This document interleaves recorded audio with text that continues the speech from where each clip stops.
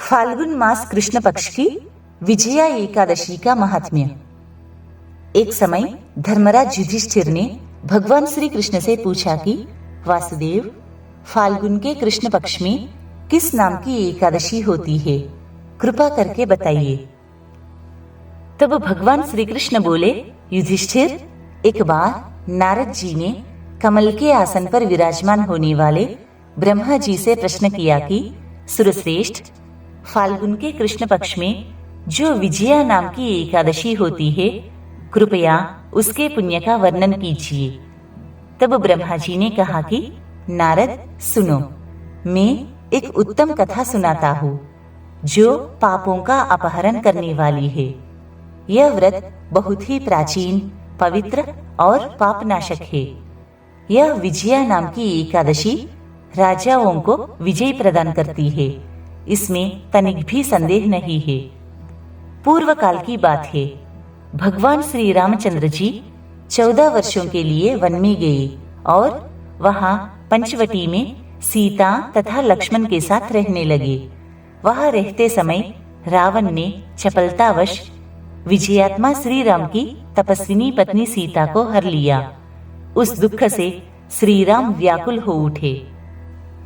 उस समय सीता की खोज करते हुए वे वन में घूमने लगे।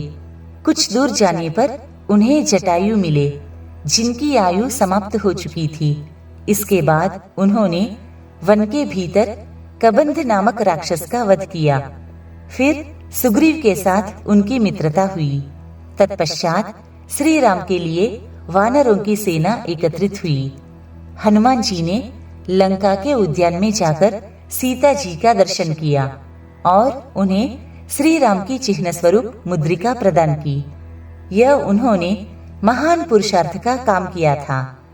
वहां से लौटकर वे श्री रामचंद्र जी से मिले और लंका का सारा समाचार उनसे निवेदन किया। हनुमान जी की बात सुनकर श्री राम ने सुग्रीव की अनुमति ले लंका को प्रस्थान करने का विचार किया और समुद्र के किनारे पहुंचकर उन्होंने लक्ष्मण से कहा कि हे सुमित्रा नंदन, किस पुण्य से इस समुद्र को पार किया जा सकता है? यह अत्यंत अगाध और भयंकर जल जंतुओं से भरा हुआ है। मुझे ऐसा कोई उपाय नहीं दिखाई देता जिससे इसको सुगमता से पार किया जा सके। यह सुनकर लक्ष्मण बोले, महाराज, आप ही आदिदेव और पुराण पुरुष पुरुषोत्तम है। आपसे क्या छिपा है? यहाँ द्वीप के भीतर बकदालभ्य नामक मुनि रहते हैं। यहाँ से आधे योजन की दूरी पर उनका आश्रम है। रघुनंदन, उन प्राचीन मुनीश्वर के पास जाकर उन्हीं से इसका उपाय पूछिए। लक्ष्मण की यह अत्यंत सुंदर बात सुनकर श्री रामचंद्र जी महामुनि बकदालभ्य से मिलने के लिए गए। वहां पहुंचकर उन्होंने मस्तक झुकाकर मुनि को प्रणाम किया। मुनि उनको देखते ही पहचान गए कि ये पुराण पुरुषोत्तम श्री राम है, जो किसी कारणवश मानव शरीर में अवतीर्ण हुए हैं। उनके आने से महर्षि को बड़ी प्रसन्नता हुई। उन्होंने पूछा कि श्री राम, आपका कैसे यहाँ आगमन हुआ? तब श्री राम बोले, ब्रह्मन, आपकी कृपा से राक्षसों सहित लंका को जीतने के लिए सेना के साथ समुद्र के किनारे आया हूँ। मुने, अब जिस प्रकार समुद्र पार किया जा सके वह उपाय बताइए, मुझ पर कृपा कीजिए। तब बकदालभ्य मुनि ने कहा, श्री राम, फाल्गुन के कृष्ण पक्ष में जो विजया नाम की एकादशी होती है, उसका व्रत करने से आपकी विजय होगी। निश्चय ही आप अपनी वानर सेना के साथ समुद्र को पार कर लेंगे। राजन, अब इस व्रत की फलदायक विधि सुनिए। दशमी का दिन आने पर एक कलश स्थापित करें। वह सोने, चांदी, तांबे अथवा मिट्टी का भी हो सकता है। उस कलश को जल से भरकर उसमें पल्लव डाल दे। उसके ऊपर भगवान नारायण के सुवर्णमय विग्रह की स्थापना करे। फिर एकादशी के दिन प्रातः काल स्नान करे। कलश को पुनः स्थिरता पूर्वक स्थापित करे। माला, चंदन, सुपारी तथा नारियल आदि के द्वारा विशेष रूप से उसका पूजन करे। कलश के ऊपर सप्तधान्य और जौ रखे। गंध, धूप, दीप और भांति भांति के नैवेद्य से पूजन करे। कलश के सामने बैठकर वह सारा दिन उत्तम कथा वार्ता आदि के द्वारा व्यतीत करे तथा रात में भी वहां जागरण करे।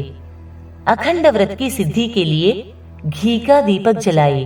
फिर द्वादशी के दिन सूर्योदय होने पर उस कलश को किसी जलाशय के समीप, नदी, झरने या पोखरे के तट पर ले जाकर स्थापित करे और उसकी विधिवत पूजा करके देव प्रतिमा सहित उस कलश को वेद वेत्ता ब्राह्मण के लिए दान कर दे।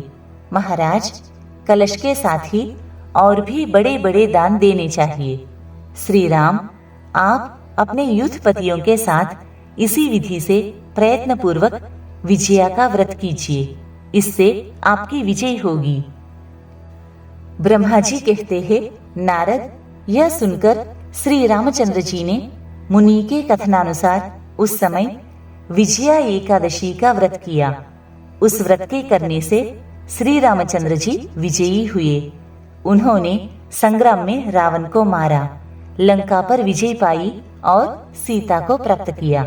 बेटा, जो मनुष्य इस विधि से व्रत करते हैं, उन्हें इस लोक में विजय प्राप्त होती है और उनका परलोक भी अक्षय बना रहता है। भगवान श्री कृष्ण कहते हैं, युधिष्ठिर, इस कारण विजया एकादशी का व्रत अवश्य करना चाहिए। इस प्रसंग को पढ़ने और सुनने से वाजपेयी यज्ञ का फल मिलता है। इस प्रकार भगवान श्री कृष्ण ने धर्मराज युधिष्ठिर को विजया एकादशी की व्रत कथा तथा महात्म्य कह सुनाया। जय श्री कृष्ण।